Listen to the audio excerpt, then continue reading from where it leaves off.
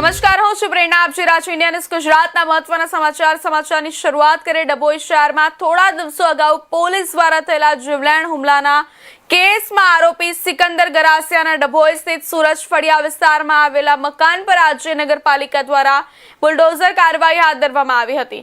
આ કાર્યવાહી દરમિયાન પોલીસનો ચુસ્ત બંદોબસ્ત ગોઠવવામાં આવ્યો હતો. નગરપાલિકા અને પોલીસ વિભાગના ઉચ્ચ અધિકારીઓ સ્થળ પર હાજર રહી સમગ્ર કામગીરીની દેખરેખ રાખી હતી.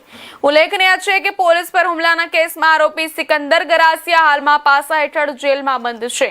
કાર્યવાહી દરમિયાન કાયદો અને વ્યવસ્થા જળવાઈ રહે તે માટે મોટી સંખ્યામાં પોલીસ કર્મચારીઓ તૈનાત કરવામાં આવ્યા હતા. આ સમગ્ર ઘટનામાં નગરપાલિકાના અધિકારીઓએ નિયમો અનુસાર કાર્યવાહી હાથ ધર્યાનું જણાવ્યું હતું. ઘટનાને લઈને સ્થાનિક વિસ્તારમાં લોકોમાં ભારે ચર્ચા જોવા મળી રહી છે.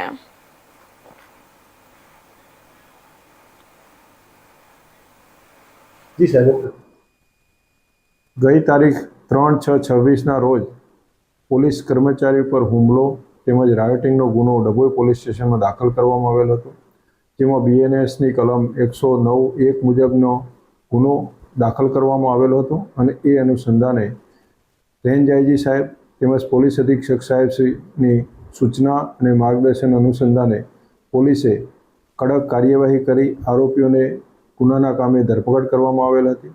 તેમજ આ જ ગુનાના કામે આરોપીઓ જામીન મુક્ત થતાં તેઓની તારીખ 5/7/26ના રોજ પાસા એક્ટ હેઠળ ધરપકડ કરી તેઓને હાલ ભુજ પાલારા જેલ ખાતે મોકલી આપવામાં આવેલા છે.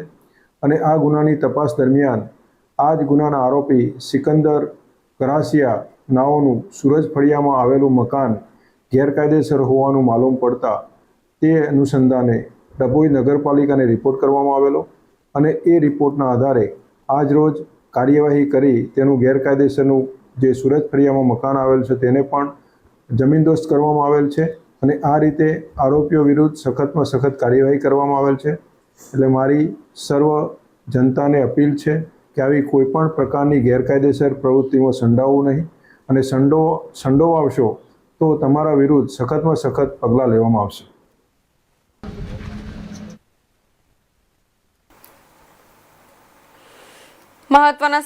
મહત્વના સમાચાર જણાવી દઈએ. સૌથી મોટી અપડેટ સામે આવી રહી છે. ડભોઈમાં બુલડોઝર કાર્યવાહી હાથ ધરવામાં આવી.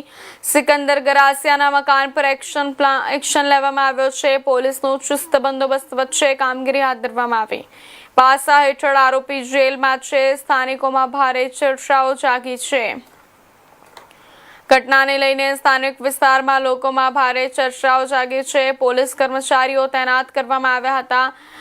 આ સમગ્ર ઘટનામાં નગરપાલિકાના અધિકારીઓએ નિયમો અનુસાર કાર્યવાહી હાથ ધર્યાનું જણાવ્યું હતું.